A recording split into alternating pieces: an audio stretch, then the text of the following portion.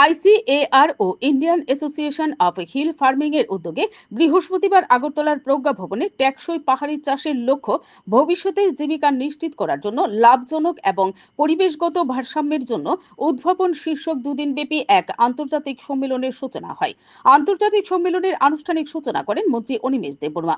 তাছাড়া আজকের এই অনুষ্ঠানে উপস্থিত ছিলেন কাকরাবন বিধানসভা কেন্দ্রের বিধায়ক Jitendra Majumdar, head of centre ICAR ত্রিপুরার ডক্টর বি.ইউ. চৌধুরী সহ অন্যান্যরা।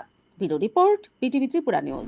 So this international conference, within bracket, virtual also you should have had it mentioned. Because virtually they will be participating in the conference. क्या मनोज जी लिखना चाहिए semi-virtual international conference on these.